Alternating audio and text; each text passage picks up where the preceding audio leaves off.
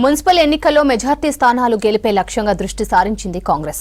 Parliament నియోజకవర్గాల వారీగా మంత్రులకు ఇన్ఛార్జ్ బాధ్యతలను అప్పగిస్తూ నిర్ణయం తీసుకున్నారు సీఎం రేవంత్ రెడ్డి. అభ్యర్థుల ఎంపిక కోసం స్క్రీనింగ్ కమిటీలను నియమిస్తున్నట్లు ప్రకటించారు పీసీసీ చీఫ్. మంత్రులు, ఎమ్మెల్యేలకు దిశానిర్దేశం చేసిన సీఎం రేవంత్ వచ్చే నెల 3 నుంచి జిల్లాలో పర్యటించనున్నారు.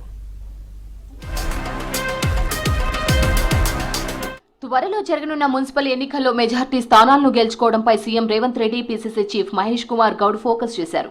దీంతో పార్లమెంటు నియోజకవర్గాల వారీగా మంత్రులకు ఇన్ఛార్జ్ బాధ్యతలను అప్పగిస్తూ సీఎం నిర్ణయం తీసుకోగా అభ్యర్థుల ఎంపిక కోసం స్క్రీనింగ్ కమిటీలను నియమిస్తున్నట్లు పీసీసీ చీఫ్ ప్రకటించారు. రాష్ట్రంలో మొత్తం 17 లోక్సభ నియోజకవర్గాలు ఉండగా అందులో హైదరాబాద్, సికింద్రాబాద్ సెగ్మెంట్ల పరిధిలో మున్సిపల్ ఎన్నికలు జరగడం లేదు.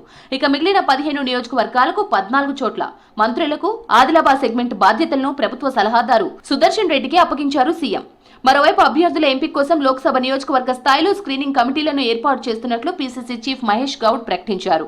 ఈ కమిటీలకు ఇన్ఛార్జ్ మంత్రి చైర్మన్ గా, డీసీసీ చీఫ్ కన్వీనర్, నియోజకవర్గ పరిధిలోని ఎంపీలు, ఎమ్మెల్యేలు, పార్టీ సీనియర్ నేతలు సభ్యులుగా ఉంటారని తెలిపారు.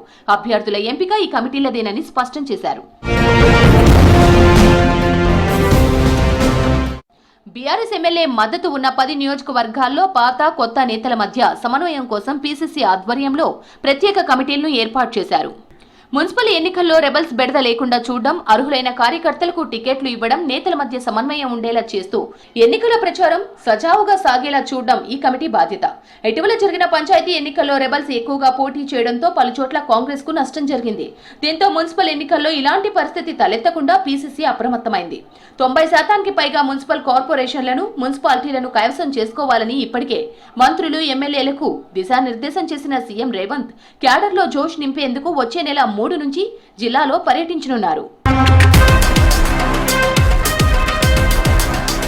పార్లమెంటు సెగ్మెంట్ల వారీగా మల్కాజ్గిరికి మంత్రి కోమటిరెడ్డి, చేవెళ్లకు శ్రీధర్ బాబు, కరీంనగర్ కు తుమ్మల, ఖమ్మాన్కి కొండా సురేఖ, మహబూబాబాద్ పొన్నం, మహబూబ్ నగర్ దామోదర, జహీరాబాద్ కు అజారుద్దీన్, మెదక్కు మంత్రి వివేక్ వెంకటస్వామి, నాగర్ కర్నూల్ వాకిట్ శ్రీహరి, నల్గొండకు అడ్లూరి లక్ష్మణ్, భువనగిరికి సీతక్క, నిజామాబాద్ కు మంత్రి ఉత్తమ్ కుమార్ రెడ్డితో పాటు వరంగల్ కు పొంగులేటి, పెద్దపల్లికి జూపల్లి, ఆదిలాబాద్ కు ప్రభుత్వ సలహాదారు సుదర్శన్ రెడ్డి ఇన్ఛార్జీలుగా ఉండనున్నారు. మున్సిపల్ ఎన్నికల్లో చట్టపరంగా బీసీలకు 32% వరకు సీట్లు దక్కే అవకాశం ఉంది. కానీ లోకల్ బాడీ ఎన్నికల్లో బీసీలకు 42% సీట్లు ఇస్తామని కాంగ్రెస్ హామీ ఇచ్చింది. దీంతో బిల్లులను అసెంబ్లీలో ఆమోదించి పంపినప్పటికీ కేంద్రం దగ్గర పెండింగ్ పడడం, ఇప్పట్లో ఈ అంశం తేలేలా లేకపోవడంతో పాత పద్ధతిలోనే మున్సిపల్ ఎన్నికలకు వెళ్తోంది. దీంతో రిజర్వేషన్లు కూడా ఖరారయ్యాయి.